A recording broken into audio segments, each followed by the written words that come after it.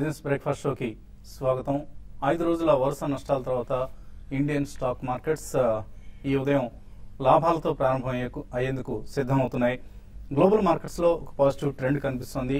నికీ 2.55% లాభంతో Japanese index trade అవుతుంది. అలాగే హాంకాంగ్ చెందిన హ్యాంగ్సెంగ్ 1% లాభంతో ట్రేడ్ అవుతుంది. ఎస్టీఎక్స్ నిఫ్టీ ఇండికేట్ చేస్తుంది కనీసం 80-90 పాయింట్ల గ్యాప్ అప్ ఓపెనింగ్ నిఫ్టీకి రాబోతోంది అంటూ. సో 5 రోజుల వరుస నష్టాలకు బ్రేక్ పడింది. And last night US markets October 2013 తర్వాత సింగిల్ లార్జెస్ట్ డే గెయిన్స్ తో ముగిశాయి. సో యుఎస్ ఎకానమీ వృద్ధి రేటు పట్ల ఫెడరల్ రిజర్వ్ 2 రోజుల సమావేశం తర్వాతి స్టేట్మెంట్ లో ఆశావాహ దృక్పథాన్ని వెలువరించింది.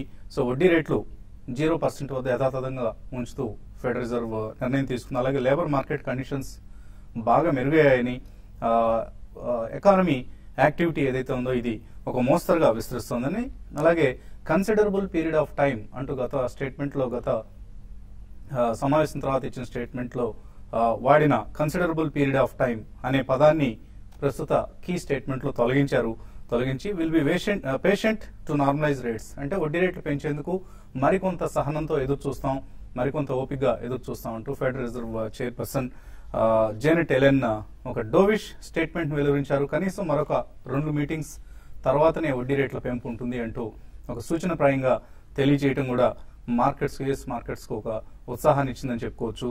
సో యుఎస్ మార్కెట్స్ 2% లాభపడ్డాయి, ఆల్మోస్ట్ ఆల్ 3 ఇండిసెస్ కూడా. సో దీంతో ఏషియన్ మార్కెట్స్ లో ఒక ఉత్తేజం కనిపిస్తుంది. అండ్ రష్యా సంక్షోభం కూడా కొంత సద్దుమణుగుతుందా, నెక్స్ట్ 24 అవర్స్ లో పుతిన్ కొన్ని మెజర్స్, రష్యా అధ్యక్షుడు పుతిన్ కొన్ని చర్యలను చేపట్టబోతున్నారు, కొన్ని చర్యలు ప్రకటిస్తారు అన్న అంచనా మార్కెట్స్ లో ఉంది. దీంతో వర్స్ట్ అయిపోయింది, కనీసం అంటే అమ్మకాల ఒత్తిడి పూర్తిగా ఆగిపోతుంది, ఇక్కడతో అంతా అయిపోయిందని చెప్పలేం కానీ, బట్ ఏదైతే నష్టం జరగాలో అందులో మెజారిటీ ఆఫ్ ది నష్టం జరిగిపోయింది అన్న భావన మార్కెట్స్ లో నెలకొంటుంది. అలాగే మన మార్కెట్స్ సంబంధించి కొంత మన పార్లమెంట్ సమావేశాల్లో కొంత పురోగతి కూడా కనిపిస్తుంది. జిఎస్టీ బిల్ కు, గూడ్స్ అండ్ సర్వీసెస్ ట్యాక్స్, ఈ బిల్ కు కేబినెట్ ఆమోదం లభించింది నిన్న. అలాగే కంపెనీస్ యాక్ట్ ఏదైతే ఉందో, కొత్త కంపెనీస్ యాక్ట్ సవరణకు కూడా కేబినెట్ ఆమోదం లభించింది. వీటిని పార్లమెంట్ లో లాంఛనప్రాయంగా ఆమోదిస్తారు. అలాగే ఇన్సూరెన్స్ బిల్ ను కూడా ప్రవేశపెట్టబోతున్నారు. ఇన్సూరెన్స్ బిల్ ను ప్రవేశపెట్టి తర్వాతి సెషన్ లో దానికి ఆమోదం కూడా తీసుకునే అవకాశం ఉంది. సో ఇవన్నీ కూడా ఇండియన్ ఎకానమీకి సంబంధించి, రిఫార్మ్స్ కి సంబంధించి పాజిటివ్ మెజర్స్. సో జిఎస్టీ రావడం అనేది ఒక పెద్ద గేమ్ చేంజింగ్ డెవలప్మెంట్ గా మార్కెట్స్ భావిస్తున్నాయి, అందరూ ఎకనామిక్స్ భావిస్తున్నారు. దీంతో ఇది ఇవాల్టి ర్యాలీకి కొంత షార్ట్ కవరింగ్ కారణం టెక్నికల్ గా చూస్తే, బట్ ఫండమెంటల్ చూస్తే ఎకానమీకి సంబంధించి ఒక పాజిటివ్ డెవలప్మెంట్ కాబట్టి దీన్ని మార్కెట్స్ పాజిటివ్ గా తీసుకుని పోతున్నాయి. సో నిఫ్టీ ఒక గ్యాప్ అప్ ఓపెనింగ్ కోసం సిద్ధమవుతుంది. 600 పాయింట్ల కరెక్షన్ తర్వాత 8624 మనం చూసిన లాస్ట్ హైయెస్ట్ లెవెల్. దాని తర్వాత 8000 లెవెల్స్ ప్రస్తుతం రావడం మనం చూస్తున్నాం. అయితే మార్కెట్స్ కరెక్షన్ పూర్తిగా అయిపోవాలి, పెరగాలి, ఇక్కడ నుంచి మళ్ళీ ఒక బుల్లిష్ సెంటిమెంట్ నెలకొనాలి అంటే 2 కండిషన్స్. ఒకటి ఎఫ్ఐఎస్ సెల్లింగ్ ఆగాలి. నిన్న కూడా మనం చూసాం ఎఫ్ఐఎస్ సుమారుగా 1600 crores వర్త్ స్టాక్స్ ను అమ్మటం జరిగింది. అలాగే రెండవ కండిషన్ రష్యా సంక్షోభానికి ఒక పరిష్కారం దొరకాలి. సో ఈ 2 జరిగితేనే మార్కెట్స్ లో తిరిగి మళ్ళీ పాజిటివ్ సెంటిమెంట్, బులిష్ ధోరణి నెలకొంటుంది. అదర్వైజ్ బేర్స్ ఎప్పటికప్పుడు షార్ట్ సెల్ చేస్తూ ఉంటారు. ర్యాలీస్ వచ్చినప్పుడల్లా షార్ట్ సెల్ చేసి మార్కెట్స్ తమ గ్రిప్ లోనే ఉంచుకునేందుకు ప్రయత్నం చేస్తుంటారు. సో ఇవాళ సెకండ్ హాఫ్ లో ఎటువంటి ట్రెండ్ ఉంటుంది అన్నది ఆసక్తికరం. ఈ నేపథ్యంలో నిన్న కూడా మనం చూసాం ఎఫ్ఐఎస్ అమ్ముతూ ఉంటే డొమెస్టిక్ ఇన్స్టిట్యూషనల్ ఇన్వెస్టర్స్ కొంటూ ఉన్నారు. సో 1400 crores వర్త్ స్టాక్స్ ను డొమెస్టిక్ ఇన్స్టిట్యూషనల్ ఇన్వెస్టర్స్, అది ఎల్ఐసి కావచ్చు, మ్యూచువల్ ఫండ్స్ కావచ్చు, వీళ్ళందరూ కొనడం జరిగింది. ఇన్ఫాక్ట్ ఎల్ఐసి చాలా అగ్రెసివ్ గా నిన్న బయింగ్ చేసిందన్న వార్తలు మార్కెట్స్ లో మనకు కనిపిస్తున్నాయి. ఎందుకంటే ఒక దశలో ఆల్మోస్ట్ 70 పాయింట్స్ 80 పాయింట్స్ పైగా నిఫ్టీ నష్టపోవడం చూసాం. తర్వాత కోలుకొని క్లోజ్ కావడం కూడా చూసాం. అలాగే మిడ్ క్యాప్ ఇండెక్స్ ఒక టైంలో 2 to 3% వరకు నష్టపోయింది. తర్వాత ఓవరాల్ గా మిడ్ క్యాప్ ఇండెక్స్ గ్రీన్ గా క్లోజ్ కావడం కూడా చూసాం. దీనికి ప్రధాన కారణం ఎల్ఐసి లాంటి ఇన్స్టిట్యూషన్స్ మార్కెట్స్ లో అగ్రెసివ్ గా కొనటమే. అయితే ఓవరాల్ గా చూస్తే మనకి ఇప్పటిదాకా మిడ్ క్యాప్స్ కొంత అవుట్ పెర్ఫార్మ్ చేశాయి. ఎందుకంటే ఈ నెలలో డిసెంబర్ లో చూస్తే December is the worst month so far. మనకు 2014 డిసెంబర్ మనకు 95 నుంచి కూడా వర్స్ట్ డిసెంబర్ కాబోతోంది. ఎందుకంటే నిఫ్టీ ఈ నెలలో 6.5% నష్టపోయింది. ఇదే సమయంలో మిడ్ క్యాప్ ఇండెక్స్ మాత్రం ఓన్లీ 5% నష్టపోయింది. సో మిడ్ క్యాప్స్ లో ఇంకా మనం ఒక మేహం లాంటి వాతావరణం అయితే చూడలేదు. సో ఇంకా చాలా మిడ్ క్యాప్ స్టాక్స్ అన్ని కూడా ఇంకా కొన్ని అయితే ప్రాఫిట్స్ లో కూడా ఉన్నాయి. మన కోటక్ బ్యాంక్ లాంటివి చూస్తే డిసెంబర్ ఓవరాల్ గా మంత్ ఆన్ మంత్ గెయిన్ చూస్తే కూడా. సో అటువంటి పరిస్థితి ఇంకా మిడ్ క్యాప్స్ లో సెల్లింగ్ వస్తేనే రిటైల్ ఇన్వెస్టర్స్ పోర్ట్ఫోలియోస్ కు బాగా నష్టం వాటిల్తుంది. Otherwise it is purely Nifty play 6.5% నష్టపోవడం అనేది మేబీ ఇవాళ గ్యాప్ అప్ తర్వాత సిరీస్ ఎక్స్పైరీకి ఎలా నిఫ్టీ ప్రయాణిస్తుంది అన్నది ఇవాళ కొంత మనకు ఒక అవగాహన వచ్చే అవకాశం కనిపిస్తుంది. మార్కెట్స్ పరిస్థితి గురించి మాట్లాడేందుకు అనలిస్ట్ మనతో సిద్ధంగా ఉన్నారు. సో చాలా వోలటైల్ గా మార్కెట్స్ లాస్ట్ 5-6 డేస్ లో ట్రేడ్ అయ్యి బాగా నష్టపోయాయి. అయితే ఇవాళ గ్యాప్ అప్ ఓపెనింగ్ రాబోతోంది. సో ఈ గ్యాప్ అప్ ఓపెనింగ్ ను ట్రేడర్స్ ఎలా ఉపయోగించుకోవాలి? షార్ట్ సెల్ చేయొచ్చా లేకపోతే లాంగ్ పొజిషన్స్ తీసుకోవచ్చా? లాస్ట్ 10 డేస్ గా చూస్తే కనుక 8,600 నుంచి మార్కెట్ కంటిన్యూస్ గా పడుతూ కరెక్ట్ గా 600 పాయింట్స్ డిక్లైన్. నిన్న కరెక్ట్ గా 8,000 ఒక మేజర్ సైకలాజికల్ సపోర్ట్ దగ్గర కొంచెం మద్దతు తీసుకోవడం జరిగింది. టెక్నికల్ గా ఇవాళ చూసే ఒక 100 పాయింట్లు ఓపెనింగ్ రికవరీ అనేది ఒక పూర్తిగా ఒక డెడ్ క్యాట్ బౌన్స్ గా భావించవచ్చు. జనరల్ గా ఒక భారీ బేరిష్ ట్రెండ్ తర్వాత అప్పుడప్పుడు ఇలా కొంచెం పెరగడము, అలాగే బాగా పెరిగిన తర్వాత అప్పుడప్పుడు నీజర్ రియాక్షన్స్ రావడం అనేది టెక్నికల్ గా సహజమే. టెక్నికల్ గా ఇవాళ 80 to 90 పాయింట్స్ ఓపెన్ అయ్యాక నా ఉద్దేశం నెక్స్ట్ లెవెల్ ఇమీడియట్ గా ఫస్ట్ హాఫ్ అన్ అవర్ లో వచ్చేది 8130, 8150. సో అక్కడ మనం ఇంత క్రితం చూసాము మేజర్ సపోర్ట్, ఇప్పుడు అది మేజర్ రెసిస్టెన్స్. అక్కడ రోజంతా కూడా కన్సాలిడేషన్ లో ఉండే అవకాశం కనిపిస్తుంది 8130 to 8150 మధ్యన. సో చివర్ల దశలో కూడా ఆఫ్టర్ 2:30 కూడా మార్కెట్ బాగా స్థిరత్వం చూసి 8150 పైన కనుక నిలబడిందంటే కనుక ఒక ఫర్దర్ రికవరీ వచ్చే అవకాశం ఉంది. అలాగే బ్యాంక్ నిఫ్టీ చూస్తే కనుక క్యాష్ లో స్పాట్ లో 18,200 దగ్గర స్ట్రాంగ్ రెసిస్టెన్స్ ఉంది. ఇంతకన్నా అది ఒక మేజర్ లెవెల్ కూడా. ఆ 18,200 పైన కనుక నిలబడిందంటే కనుక ఫర్దర్ అప్ ట్రెండ్ కూడా వచ్చే అవకాశం ఉంది. మార్కెట్ పూర్తిగా ఒక ఓవర్ సోల్డ్ పొజిషన్ లో ఉంది కాబట్టి ఒక రికవరీ వస్తుంది. 100 డేస్ మూవింగ్ యావరేజ్ కూడా లాస్ట్ 2-3 డేస్ మనం పరీక్షించడం చూసాము. సో ఈ నేపథ్యంలో ఓపెనింగ్ లో నా ఉద్దేశం షార్ట్ పొజిషన్స్ అటెంప్ట్ చేయొద్దు. ఇన్ఫాక్ట్ నెక్స్ట్ 2-3 రోజులు కూడా షార్ట్ పొజిషన్ అటెంప్ట్ చేయదు. ఎందుకంటే డౌన్ ట్రెండ్ కి అయితే కరెక్షన్ కి అయితే ఇమీడియట్ గా అడ్డుపడింది, కానీ అప్ ట్రెండ్ కన్ఫర్మ్ కాలేదు. ఇమీడియట్ గా బేరిష్ ట్రెండ్ కూడా వచ్చే అవకాశం లేదు. ఈ consolidation with minor positive bias నేను కూడా చెప్పాము పాజిటివ్ గా ఉండే అవకాశమే ఉందని చెప్పుకున్నాం. సో నేను కూడా చెప్పాము షార్ట్ పొజిషన్స్ ఉంటే కనుక 8,000 లెవెల్లో క్లోజ్ చేసామని చెప్పి. So on the whole market కొంచెం పాజిటివ్. సో ఈ నేపథ్యంలో చాలా మంది ఇన్వెస్టర్స్ కొంచెం కన్సర్వేటివ్ పీపుల్ కొంచెం కన్సర్వేటివ్ స్టాక్స్ కొంచెం స్లో అండ్ స్టడీగా మూవ్ అయ్యే స్టాక్స్ ఏవైతే స్ట్రాంగ్ గా బీట్ అండ్ డౌన్ అయ్యాయో బిహెచ్ఎల్ కానీ, అపోలో కానీ, సిఎస్సి కానీ, పంజాబ్ నేషనల్ బ్యాంక్ కానీ, టైటాన్ కానీ, జిఐసి హౌసింగ్ కానీ వీటిల్లో ఒక పొజిషన్ తీసుకొని స్ట్రిక్ట్ గా ఒక ప్రైస్ కింద ఒక 5% కింద స్టాప్ లాస్ పెట్టి హోల్డ్ చేయడం చాలా మంచిది. మార్కెట్ 2-3 రోజులు ఏమాత్రం కనుక కన్సాలిడేషన్ స్ట్రాంగ్ గా అవుతే కనుక అప్పుడు ఫర్దర్ గా ఒక ఫర్దర్ ర్యాలీ కూడా వచ్చే అవకాశం ఉంది. దానికి కొంచెం టైం ఉంది. సో ఒక మైనర్ అప్ ట్రెండ్ ఒక నెక్స్ట్ ఫ్యూ డేస్ కన్సాలిడేషన్ లో మార్కెట్ సైడ్ వేస్ వాలటిలిటీలో వెళ్లే అవకాశం కనిపిస్తుంది. సో ఎఫ్ఎండ్ఓ లో ఎటువంటి ప్లేన్ మీరు సజెస్ట్ చేస్తారు? బ్యాంక్ నిఫ్టీ కావచ్చు ఆర్ నిఫ్టీ పుట్స్ కాల్స్ లో? నిఫ్టీ నేను చెప్పామండి, నేను ఆఫ్టర్నూన్ సెషన్ లో నిఫ్టీ కాల్స్ తీసుకోమన్నాము. 8,200 కాల్ ఈ రోజు ఒక 40 to 50% పెరగడానికి అవకాశం ఉంటుంది. కాబట్టి అయితే ఇక్కడ నుంచి ఇంకా కంటిన్యూ చేయడం లాంగ్ పొజిషన్స్ లేకపోతే షార్ట్ ఏమన్నా ఉంటే కవర్ చేసుకోవడం అనేది కొంచెం చెప్పడం కొంచెం కష్టం అవుతుంది. ఎందుకంటే మార్కెట్స్ ఒక డెడ్ క్యాప్ బౌన్స్ మనం చూస్తాం ఈ రోజు. అయితే క్లోజింగ్ బేసిస్ లో కానీ నిఫ్టీ 8120 ఆ లెవెల్ కానీ పైన కానీ సస్టైన్ కాగలిగితే ఇంకొక 40 నుంచి 50 పాయింట్ల నిఫ్టీ ర్యాలీ రావచ్చు. లేదంటే ఇమీడియట్ గా మళ్ళీ ఈ ర్యాలీ అనేది ఈ 100 పాయింట్ ర్యాలీ అనేది మళ్ళీ రేపటి రోజు మళ్ళీ మార్కెట్ ఫ్లాట్ గా ఉండడము మైనస్ కి రావడం జరగవచ్చు. సో ఫాస్ట్ గా గ్లోబల్ ట్రెండ్ చేంజ్ అవుతున్నాయి కాబట్టి ప్లస్ నెక్స్ట్ వీక్ ఎఫ్ఎండ్ఓ క్లోజింగ్ ఉంది కాబట్టి ఈ రోజు అయితే చాలా స్ట్రాంగ్ షార్ట్ కవరింగ్ ర్యాలీ రావచ్చు. అంటే నిన్నటి రోజు చూస్తే కొన్ని మిడ్ క్యాప్ కౌంటర్స్ లో కూడా ఆల్రెడీ మార్కెట్ వీక్ ఉన్నా కూడా నేను బాగా లో నుంచి రికవరీ చూసాము. కాబట్టి ఒక short term up trend towards 8,200 దాకా నిఫ్టీ పెరగవచ్చు. కాబట్టి లాంగ్ పొజిషన్స్ మాత్రం స్టాప్ లాస్ పెట్టి 8080 దగ్గర నిఫ్టీ ఫ్యూచర్ కి స్టాప్ లాస్ పెట్టుకుని హోల్డ్ చేయమంటాను. 1 or 2 days లో ఒక మైనర్ అప్ ట్రెండ్ ఉంటుంది. అయితే ఫ్రెష్ షార్ట్స్ ఇనిషియేట్ చేయాలంటే మాత్రం కరెంట్ అవర్స్ లో కాకుండా కొంచెం వెయిట్ చేయండి. రేపటి ట్రెండ్ గమనించి షార్ట్స్ బిల్డ్ చేయమంటాను. బట్ ఈ రోజు మాత్రం కొన్ని షార్ట్ కవరింగ్ ర్యాలీ వస్తుంది కాబట్టి ఏదైతే ఏ కౌంటర్స్ లో అయితే హ్యూజ్ సెల్లింగ్ అనేది పొజిషన్స్ ఉన్నాయి అటువంటి వాటి లాంగ్ పొజిషన్ తీసుకోమంటాను. ఎల్ఎన్టీ ఒకటి, బిహెచ్ఎల్ ఒకటి, రెండు కూడా ఈ రోజు బాగా పెరగచ్చు. దాంతోపాటు బ్యాంక్ నిఫ్టీ కూడా ఈ రోజు ఒక 300 పాయింట్స్ to 350 పాయింట్స్ ర్యాలీ రావచ్చు. ఇంటర్డేలో ఒక డిప్ వచ్చినా కూడా బ్యాంక్ నిఫ్టీని బై చేసుకోమంటాను. ఐసిఐసిఐ బ్యాంక్ ఒకటి తర్వాత చాలా స్ట్రాంగ్ ఉంది. ఈవెన్ సిండికేట్ బ్యాంక్ తర్వాత ఓరియంటల్ బ్యాంక్ ఆఫ్ కామర్స్ ఇవన్నీ కూడా ఇంటర్డే కోసం లాంగ్ పొజిషన్ తీసుకోవచ్చు. బట్ స్టిక్ స్టాప్ లాస్ పెట్టుకొని చేయమంటాను. ఇంట్రాడేలో మాత్రం మార్కెట్స్ వోల్టాలిటీ ఉండే అవకాశం ఉంటుంది. హైయర్ లెవెల్స్ లో సెల్లింగ్ మళ్ళీ లోయర్ లెవెల్స్ బై ఈ విధమైన ట్రెండ్ ఉంటుంది. దాని దృష్టిలో పెట్టుకొని ట్రేడర్ స్టే చేసుకోమని చెప్తాను. కాలర్స్ లైన్ ఉన్నారు. ఫస్ట్ కాలర్ కాకినాడ నుంచి వెంకట్రావు. హలో. నమస్తే సార్. నమస్తే అండి, అడగండి.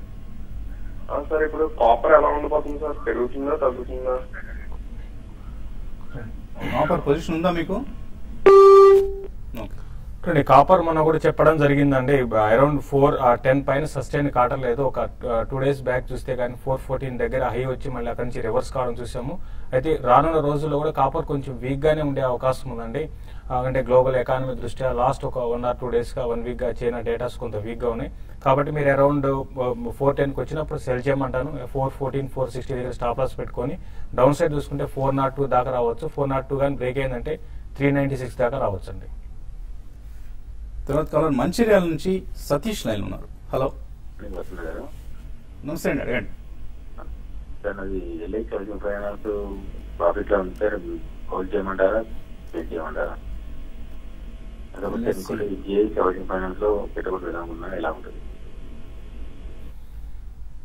ఎల్ఐసి హౌసింగ్ ఫైనాన్స్ మీరు అంటే ఇప్పుడు ఏదైనా క్యాష్ అవసరం ఉందా మీకు? కొంతకాలం వెయిట్ చేయగలరా? ఓకే. లేదండి, లేదు. ఏమండి? వెయిట్ చేయాలండి. ఆల్రెడీ 3 years నుంచి వెయిట్ చేస్తున్నాను. 3 years నుంచి వెయిట్ చేస్తున్నారు. ఓకే.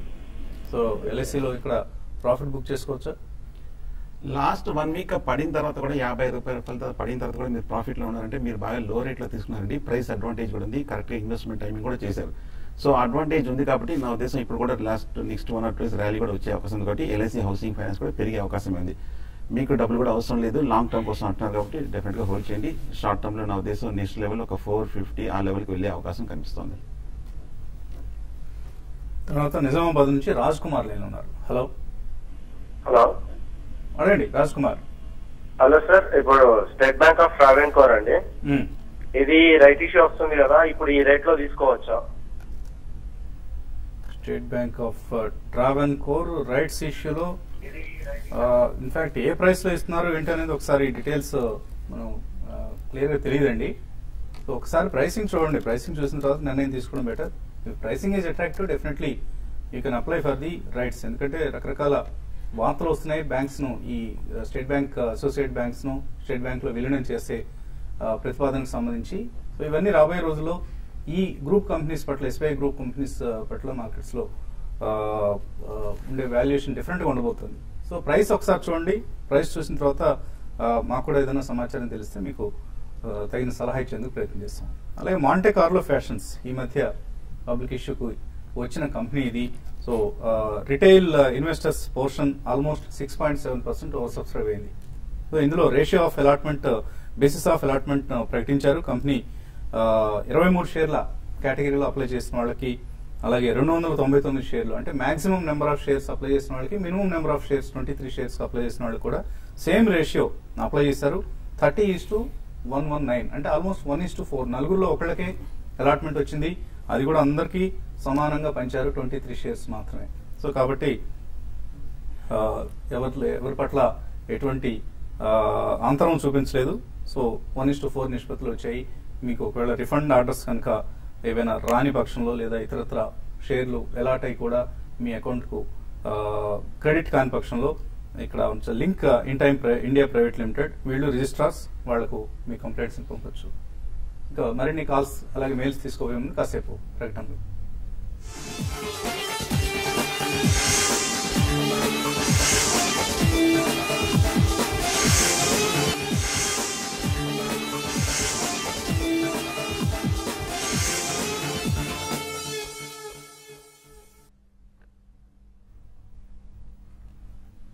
బిజినెస్ బ్రేక్ఫాస్ట్ తిరిగి స్వాగతం.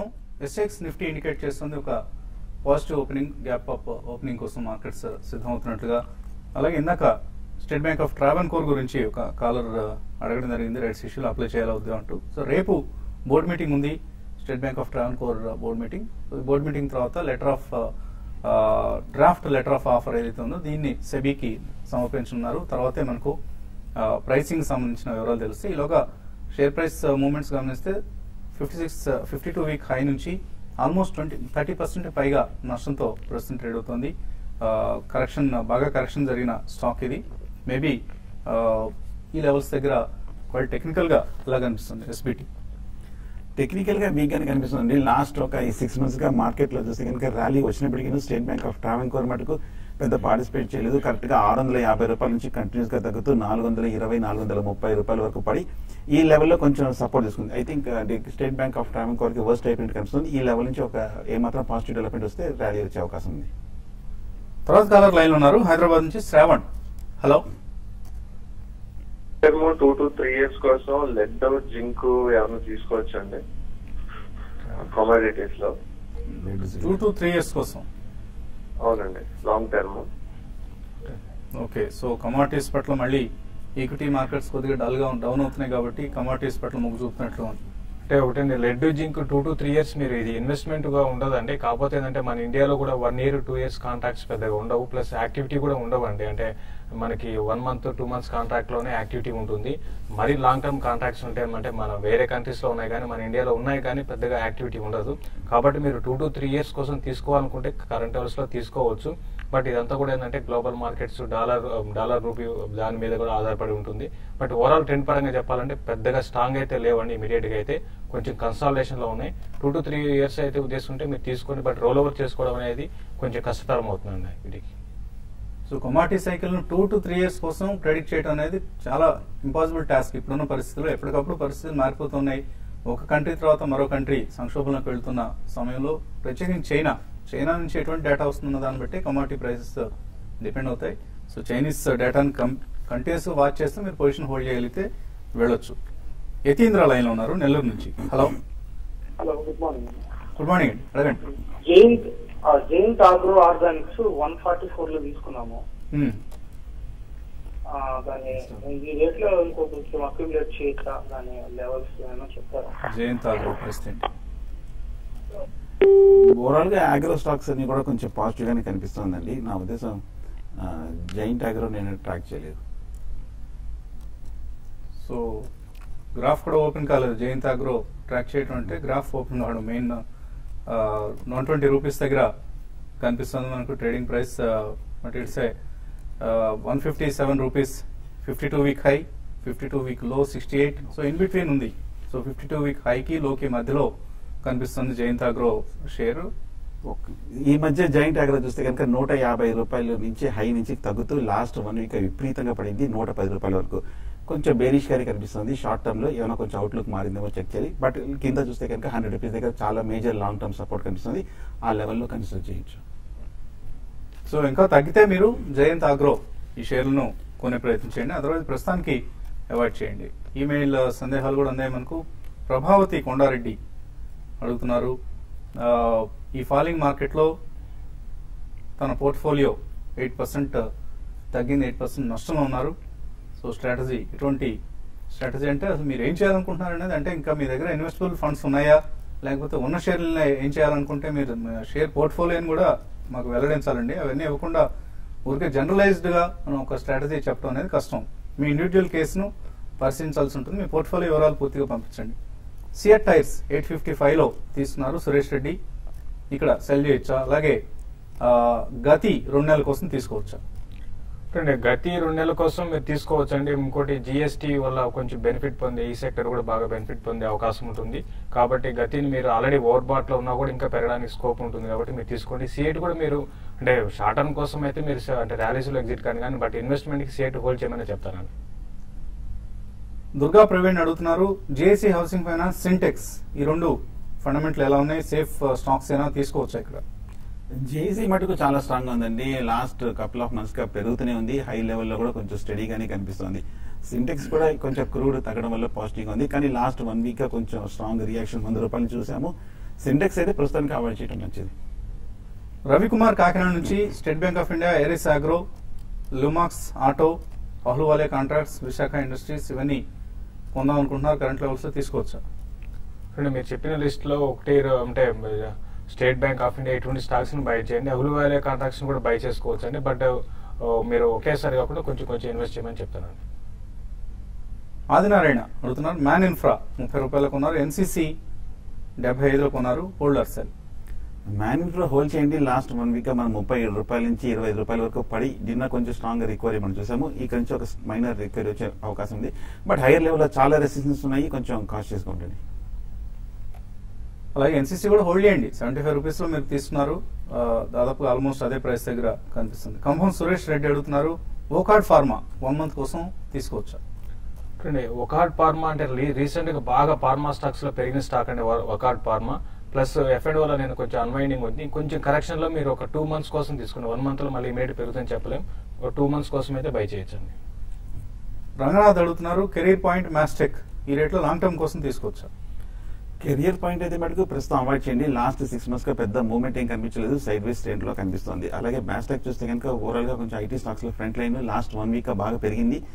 కరెంట్ లెవెల్లో 300 రూపీస్ దగ్గర సపోర్ట్ ఉంది, ఈ లెవెల్లో బై చేయొచ్చు. రంగయ్య సేల్ డిసెంబర్ ఫ్యూచర్స్ 90 రూపాయలకు కొన్నారు, ఎలా ఉంటుంది ఇది? సేల్ మనం చూసామని చాలా వీక్ గా ట్రేడ్ అవుతుంది. ర్యాలీస్ లో ఎగ్జిట్ కాండి మనం చూసాం. ఇది డిజైన్వెస్ట్మెంట్ కూడా ఉంది కాబట్టి స్టాక్ లో అప్పటి నుంచి 80 బిలోకి వచ్చి ఇప్పుడు 76 ఉంది. 82 దగ్గరకు వచ్చినప్పుడు మీరు ఎగ్జిట్ కాండి. పద్మ అడుగుతున్నారు, దివీస్ ల్యాబ్స్ షేర్స్ ఇంకా కొనుక్కోవచ్చా? అంతకంటే బాగా పెరిగిన స్టాక్ ఈ మధ్య కొంచెం ఫార్మా సెక్టర్ కరెక్షన్ లో కొంచెం స్వల్ప కరెక్షన్, బట్ కానీ రీజనబుల్ సపోర్ట్ దగ్గరకు వస్తుంది. 1500 to 1550 దగ్గర స్ట్రాంగ్ సపోర్ట్ అక్కడ బై చేయొచ్చు. Narender Reddy, Unitech, Suzlon energy, JP associates ఈ రేట్ లో తీసుకోవచ్చా? మీరు చెప్పిన స్టాక్స్ అన్ని చిన్న అంటే 10 రూపాయలు 30 రూపాయలు ఉన్నాయి కాబట్టి అన్ని కూడా మంచివి కాదండి. అంటే మీరు ట్రేడింగ్ బోనసెస్ కోసం బై చేయొచ్చు, బట్ అన్ని కూడా ఇన్వెస్ట్మెంట్ కి అయితే అనుకూలమైన స్టాక్ కాదండి. ఇంకా మెయిల్స్ మిగిలిపోయి కానీ సమయం కూడా మించిపోయింది మనకు. ఇది వాటి బిజినెస్ బ్రేక్ఫాస్ట్. మధ్యాహ్నం 1:30కు ఇవాళ స్మార్ట్ ఇన్వెస్టర్ ఉండదు, ఆ స్థానంలో ఇండియాలో ప్రత్యేకించి తెలుగు రాష్ట్రాల్లో ఇన్వెస్ట్ చేసేందుకు ముందుకు వస్తున్న Singapore company one Asia investment partners ఈ సంస్థ ప్రతినిధులతో ఇంటర్వ్యూ ఉంటుంది, దయచేసి గమనించండి.